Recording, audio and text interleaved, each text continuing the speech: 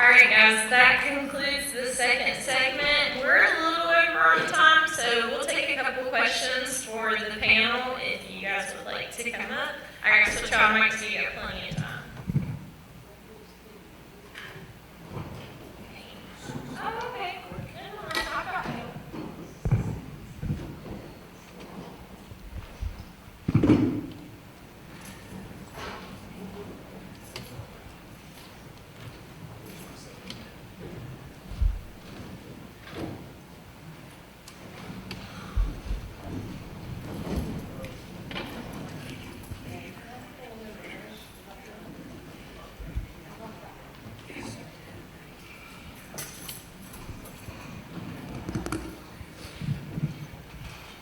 Hey, Randy, I'm going to take the mic in the middle because I accidentally left that other one.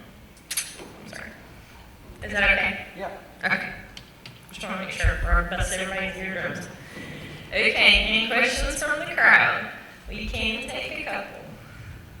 Okay, I'm coming to you, Staley. You can't see it.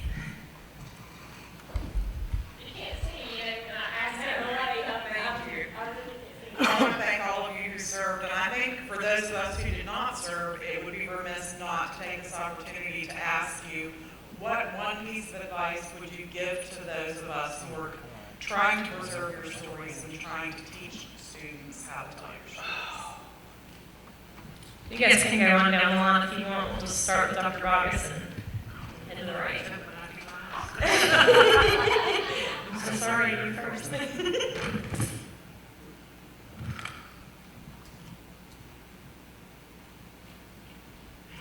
Question, because we get asked all the time, people that want to do live histories, that they've reached out to the VFW for veterans, and it when I was listening to your story of Vietnam, and I've heard that story before because my uncle was there, and it took me going to combat before he would open up about his experience in Vietnam. So I think honestly, I think you'd have a hard time, unless you have a veteran that is willing to tell the story. I think the only way you find the story is you have another veteran ask the question. You get a combat vet, especially a combat veteran, they can probably have a much better experience getting that combat veteran to open up about their experience. And that's what I have seen. So, but that is, and I understand the frustration. But it's tough for us to get to that point where we, feel comfortable enough to talk about our experience. So. As the only one up here, I think, who did not serve, I just want to add my thanks.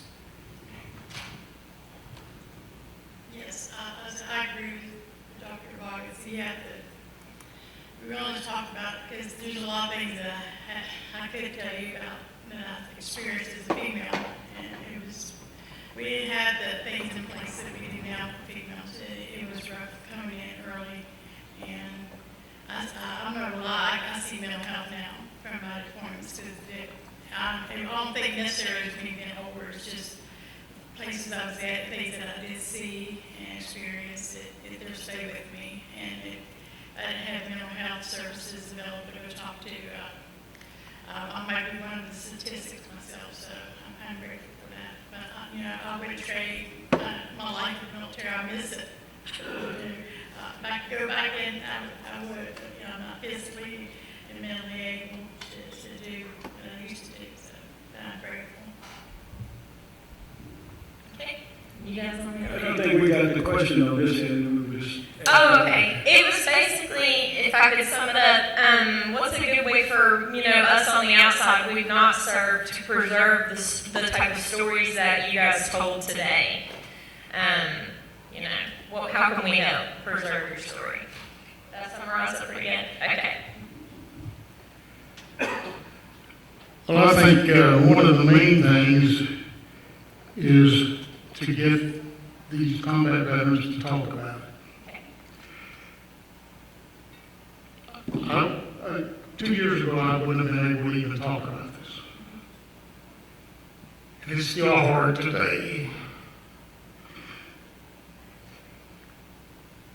People wonder why do you get so emotional? Well, there's things that go through your head that happen to you that shouldn't have happened to a 20-year-old kid.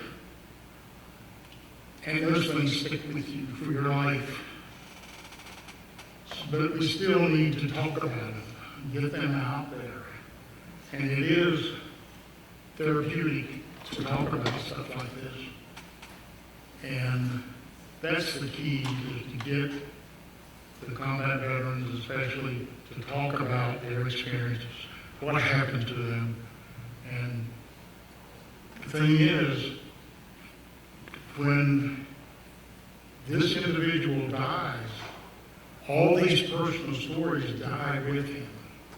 So if these veterans do not talk about their experiences and they pass away, forget it, it's gone. It's a tough subject to talk about. As I was listening to him give his presentation, I thought that to myself, my wife and I have been married 60 years. We were married when I spent my tour in Vietnam. She learned more about my experience out of his presentation than she learned from me since I came back from Vietnam. It's not something I've ever shared with her. My observation is that even in being in the company of other veterans, talking about that kind of experience just doesn't happen most of the time. I don't know how you get us to talk about it. It's probably needed. I can't tell you the number of times that my wife would wake me up because I was kicking, turning, and hitting, and doing kinds of crazy things in bed while I was asleep. Didn't know I was doing it, but she'd wake me up and say, you gotta get yourself together. What is the saying, Miss Willis, that they have? Is it be the one?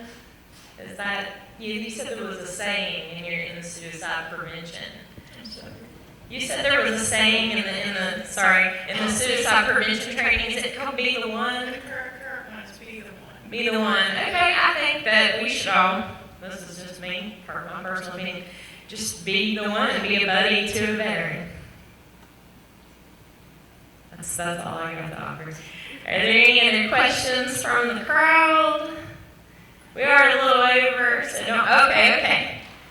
Well, we can meet halfway.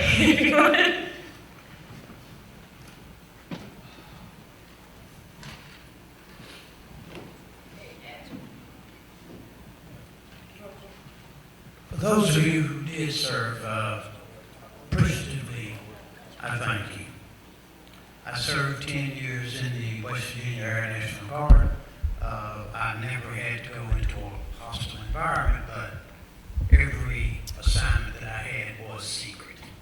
So, I'll say that. But to Ms. Willis, is there an ongoing intervention program nationwide for all incoming service people? Incoming. Could I can't say for incoming, but I do know that once they get in, there's mandatory training that everybody has, and the VA has opened up a lot of things with their mental health, and that's been a big, like you said, it's been greatly improved. As far as dating help, that's one thing I did. Taught my son, and I think that's the reason why he's still here right now, because he finally opened up to go talk. So, but as far as nationwide, I honestly don't know if there's anything like that besides the VA, as far as military. All right, to the radio operator, have you had contact with different veterans who are experiencing Agent Orange and all the maladies that come from that? This is the one. I don't know if you guys can hear. Sorry. Well, yes, agent, I don't hear everything, so I'm not sure. But if you're talking about Agent Orange, Yes. Yeah. most, not all, but most Vietnam veterans that actually served in country have diabetes today. There is no diabetes in my family on my mother's side or my father's side, anywhere. And I have diabetes. That's one of the things that just about every Vietnam veteran has. There are so many things that Agent Orange has caused problems. Agent Orange at the time was sprayed all through the jungle to kill vegetation so the enemy couldn't hide. That's what it was there for. And in that sense, it did save lives because it took their hiding places away. However, we breathe that. We would be out in the field and they would be spraying, flying over with helicopters, aircraft, just all different types of ways to spray to kill the vegetation. And when we were down there, we would breathe that. So, and there's a lot of other things that similar to that went on over there. I'm very sympathetic towards that.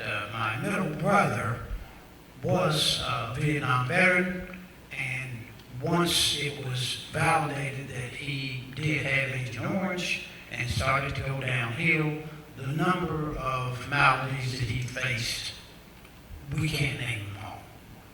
Can't name them all.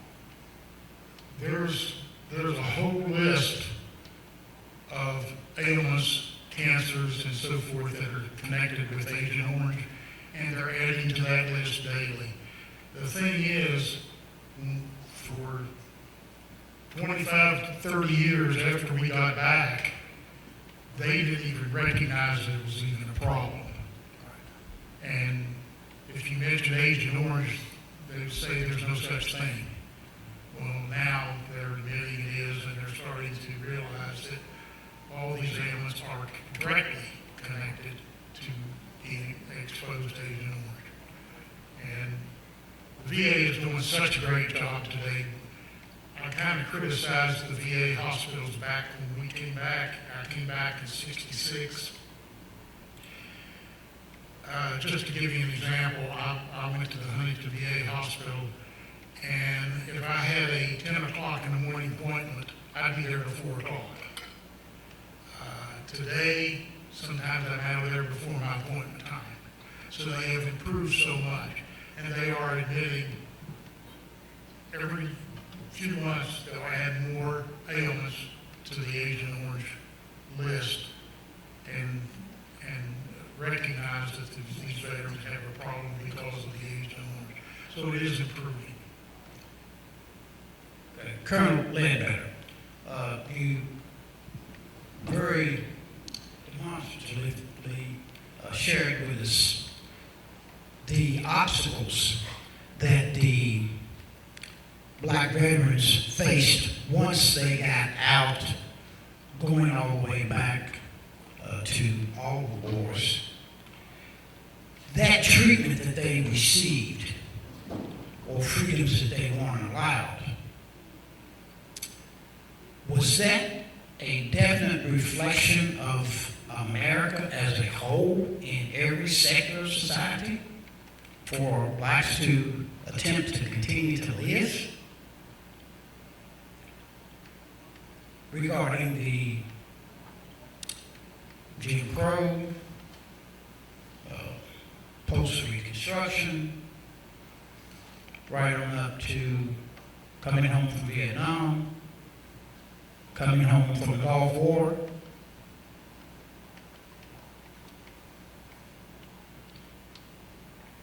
I think that if I understand your question, stop me if I get off in answering it. I think it was a result of the way our society was organized in that time frame, from, especially through the 1950s and into the 1960s to some extent, and then started to change, in my view anyway, around 1970 or so, as it affected the military. Again, a lot of people don't realize that the last all-black unit in our country didn't disband until 1954. 1954. And up to that time, it was basically a segregated. If you were in the military, in an all-black unit, you had all-white officers with very few exceptions, and certainly not in the early years of our country. And so the experience was one that they were experiencing within the society as a whole, even within the military, to a great extent. Even when I went into the service in 1963, as my wife will tell you, we had some of those same experiences, even though things were beginning to change. True story, and I won't go into all the details, but I went into Nike Hercules. My first assignment was Nike Hercules missile unit. So they sent me the basic course to learn how to be a platoon leader for Nike Hercules missile unit. I was the only black officer in my class, 1963. Only a black officer in my class. None of my classmates would even speak to me. My roommate was a West Point graduate. He wouldn't even sleep in the same room with me. This is 1963.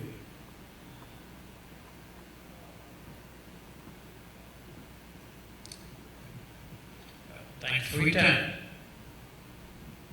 I would just like to thank all the presenters for coming out today, and thank you to the veterans for sharing your stories with us. We are so incredibly thankful for it.